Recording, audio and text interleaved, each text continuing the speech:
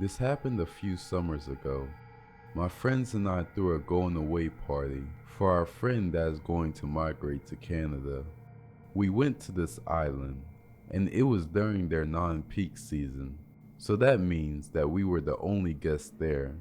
We arrived at the island just around after lunchtime. A few kilometers away from the resort, there's this small village just near the port. When we arrived to said port, the resort's service vehicle was not there. They alerted us that they were going to be late because their vehicle broke down. So we decided to stop by the small store and buy some other necessities that we forgot to buy in the mainland. There was this group of men around their late 20s that were catcalling us. Our group consists of 5 girls and 4 boys, and one came up to me and asked for my number. I refused politely, and one guy friend ushered me away from him. Thank heavens our service arrived, but he was still staring at me, and to be honest, it creeped me out. When we arrived at the resort, it had cottages that were on stilts. You have to climb a bamboo ladder to get in the room. It was also made from bamboo, just your typical hut. We partied, and I got tipsy fast because I'm a lightweight. I excused myself from the group and climbed up the cottage to change into my swimwear. My friends really wanted to go island hopping. I was also planning to take a swim on the beach and island hop, just to lessen the buzz.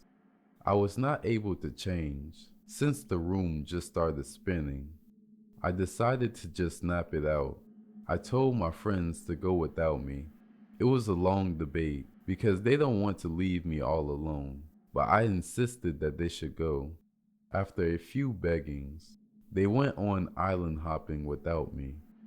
When I woke up, it was already around twilight. The resort was quiet. It was a bit dim inside the room. The resort hadn't turned on the lights, since the electricity only runs via solar and generator. They only turn on the generators around 7 p.m. I can already feel the hangover. I used my phone's flashlight to help me see. I noticed that the door was slightly ajar. I was sure that it was closed when my friends left. When I was about to close it, the head of the guy from earlier popped out, and he gave me that creepy smile and was still asking for my number. I told him to get out, but he was begging for my number. He even used his foot to stop the door from closing. I screamed, and he kept on saying in our language, "Ma'am, let's fuck." I kept on screaming, and I called my friends.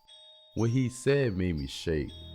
He said that my friends hadn't arrived yet. He was standing there for hours, and he was watching us. I kept on screaming for the caretakers of the island. I screamed help, and I finally saw the beams of the flashlight running towards us. He quickly left, and he ran towards the forest just behind the hut.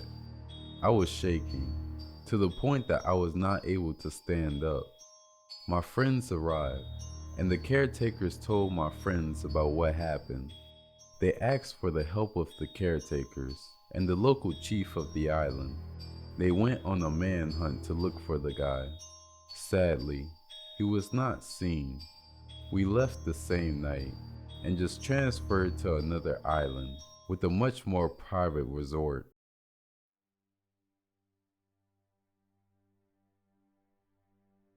Over 4 years ago, I went to work at a warehouse in the small town that I'm from. I decided to leave after my health started to get worse physically, and I was diagnosed with panic disorder and severe anxiety after the situation that I'm about to tell you. This changed the way that I developed friendships after that job. I started this job on April Fool's Day of 2018, and I had no kind of high expectation of the job. All I wanted was to do my job, get paid, and go home, as I had 2 children at home and many things that I could work on there.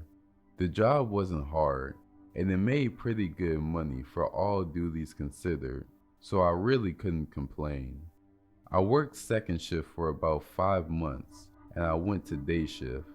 While working the second shift, I kept to myself mostly, until one day, I met someone from one of the lines after we struck up a conversation about gaming. For the sake of anonymity, we'll name him JF. JF was a pretty good guy, and we had a lot of things in common. I went home that night, and he popped up as a suggested friend on Facebook, so I decided to add him. When I did, we started talking more at work until he suggested that we should hang out, so we did hang out pretty frequently.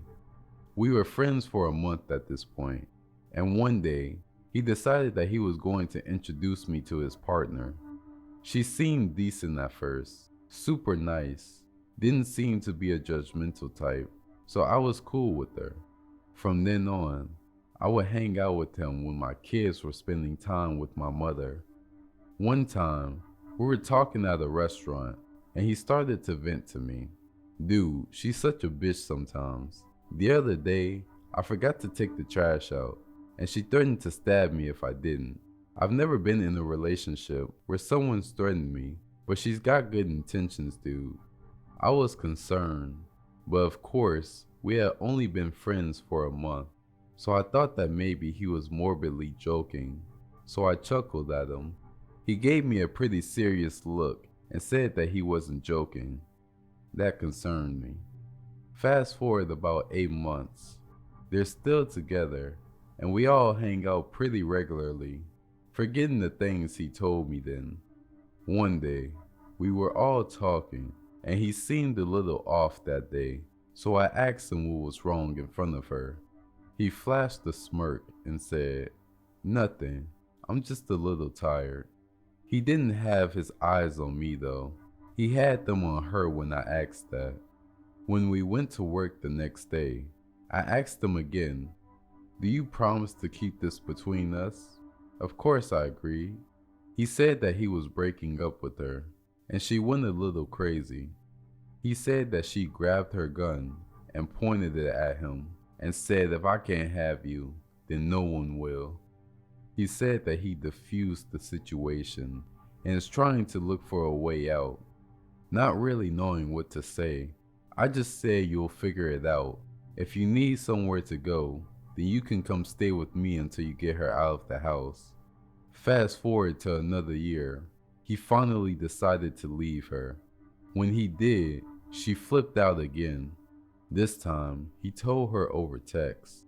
She said that she was going to find him and kill him, and he was actually out of work that day with the vacation day.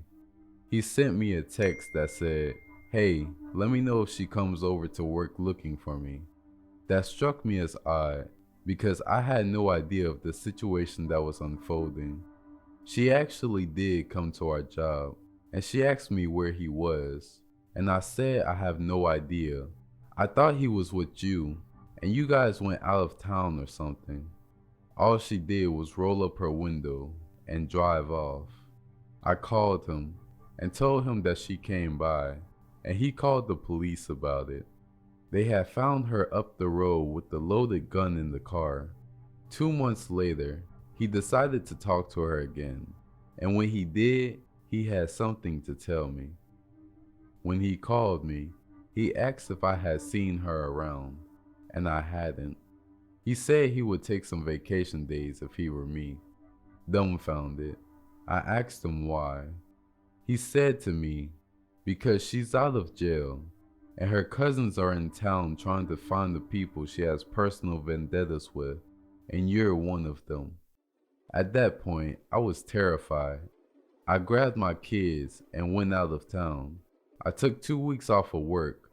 Come to find out, that next day, her and her cousins went to the next town over and shot 3 people in an apartment and killed them.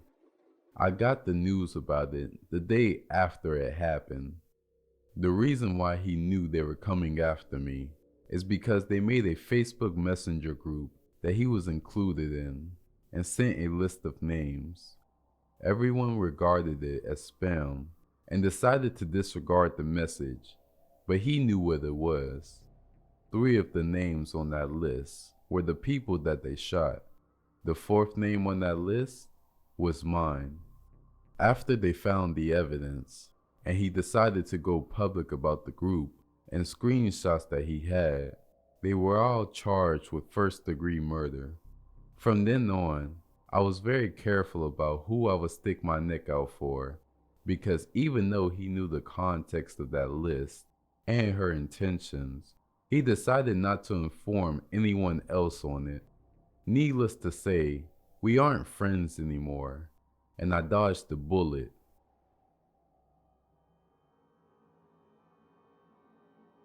This happened when I was 14. I'm 29 as of the time of writing this.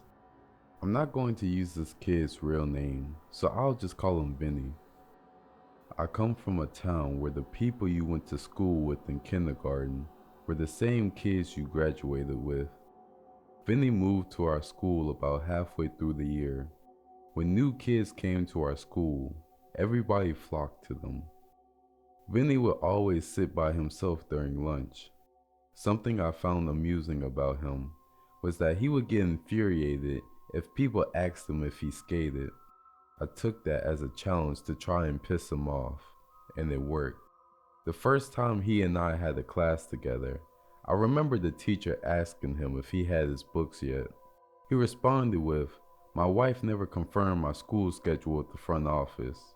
I remember everybody thought that was funny. You're 14 years old and you have a wife? He was clearly trying to get one over on the teacher. My friends and I were skating after school, and we saw Vinny. I remember talking to my friends about what he said, and we all became oddly infatuated with this kid. It took some doing, but after about a week of letting him hang out with us, he became one of the boys. One of my buddies asked if we could go sleep at his house on Friday night, under the guise that we took turns staying at each other's houses to skate, play video games, and smoke the green stuff. He looked perturbed, which is something I wish mattered to me back then. But the next day at school, he did say it was okay after asking his parents. My buddies and I rode our bikes to where he lived, with clothes for the night and our skateboards strapped to our bags. We met his family, who at face value seemed completely fine. Then things got a little weird. First, his dad had a huge weapons collection. At the time, I thought it was awesome. He even took us out into a field by a canal to shoot some of his assault rifles. I know, this wasn't cool of him without parents' consent. Next, we met Vinny's wife. Yeah, the girl was real. She was also 26. While we lived in the southern US, even this was taboo. At the time, we thought this was dope. It was like dating a senior when you're a freshman. Only he was in high school, and she paid taxes. Things kind of got to a new level of weird when Vinny's dad had his arm around Vinny's mom, and his other arm around the girl that couldn't have been terribly older than we were at the time. Apparently that was also his wife. We then spent about 2 hours praying with the family in the living room. I was raised Catholic, but couldn't determine which religion they were practicing. Once we finished with that, we went outside to start skateboarding. After a few minutes, his dad came outside and ordered us into the house. Vinny's mother then had us stand in line outside of the bathroom to take a bath. It still skeeves me out, but I remember we weren't allowed to drain the water from the tub, and I was the last one to bathe. Also, all of the mirrors in the house were covered with sheets. I don't know the significance of this, but it makes more sense to me to not have mirrors at that point. We were told to go to bed, even though the sun wasn't even down yet. Vinny went to bed with his wife. The 3 of us that remained just laid there in one single queen-sized bed and talked about how much fun we weren't having. The final straw for the night was having to hear Vinny's parents, and maybe the other woman, doing the dirty in the next room. It was almost 11 p.m. when we decided to get on our bikes and leave. It was dark, and we had to ride through some bad neighborhoods, but we made it safely to my buddy's house. Vinny's mother would also later call our parents and leave some cryptic messages, which implied trouble. Vinny was then pulled from school about a week later, and we never saw him again. I don't know what that family was into. Maybe it wasn't creepy at all, and I just didn't understand. All I know is that we felt uncomfortable. I have no issues with religion, but if this was part of their practice, I think it's a little weird. Out of curiosity, I went to find Vinny on Facebook. All I can confirm is that he, his mother, father, and one of his sisters had died. There were no public records of what happened to them, or if they even died at the same time.